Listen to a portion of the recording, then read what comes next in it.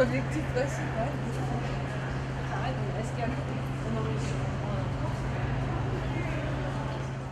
Can you hear me okay? Yeah. Can you hear me too much? No. Okay. Thanks so much for coming. I have only been to symposia where there are 3 people in the audience, so this is splendid, whether I'm on them or not. Well, it all started here, really, because I think I came from, growing up in New England, and I guess I'll just say briefly that my parents are musicians. I always was singing, so my voice was familiar to me from a very young age, to a certain extent. Though I think what really I've been trying to do for most of my adult life is to sort of find a freedom in my own voice, a freedom from whatever preconception of what a beautiful voice should be, or what my preconception of what my own voice was. I think, I learned a bit of classical singing in high school, middle school and high school, and went on to college a cappella groups where you don't learn anything but like stuff like that, but fun. So singing was always the fun thing for me to do. It was, harmonizing with friends, or pretending to be Michael Jackson or whatever. It was always the most fun part of my life. And I, meanwhile, was studying theater, which was not so fun, and more about exploring painful emotion and trying to pretend to be something else. So when I came here after working, this is a very brief life history, working as a puppeteer, I would say when I came here, I started to focus primarily on music and started to be surrounded by a community of artists who were used to weird stuff and accepted weird stuff.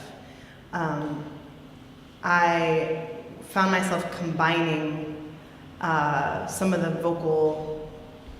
voice for theater, let's say, things that I had explored in my theater work with pop music. So Patrick Gregoire, aka Pat Jordache, who's a friend from here, he and I started a group here called Sister Subi, and he introduced me to this world of an indie pop music band, and we were going on tour, and I was finding myself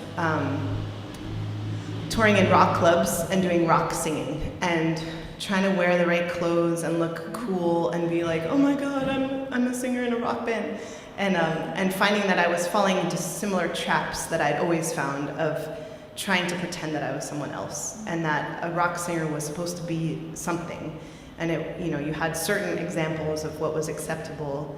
Most of the examples around me were male pop singers, I guess, and then you have sort of Janis Joplin,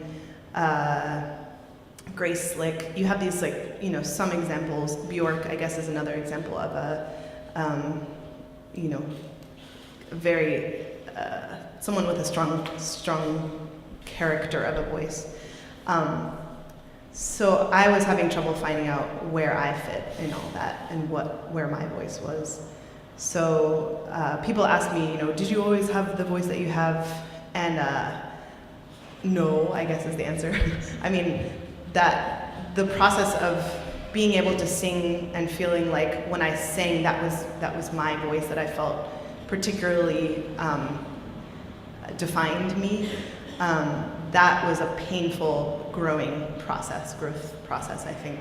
It was sort of like going through adolescence or something, was this, that process of saying, oh no, that sound doesn't feel like me, but this sound really does. And I'm sure we'll get to, stuff about improvisation, but I would say I go through that process of questioning whether something feels honest in my voice every time I sing. So we can get to that later. but Montreal was really the place where I felt like there was this room for exploration.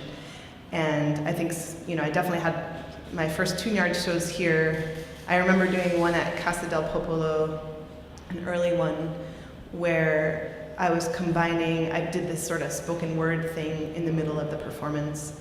And I think I was, on the drive up here, I was thinking about that show and realizing that the fact that I felt safe in this artistic community to do something like that really meant a lot. This is, it was a wide open opportunity to do what felt right, not to imitate, but to do what really felt right to me. That was all over the place. Ask another question.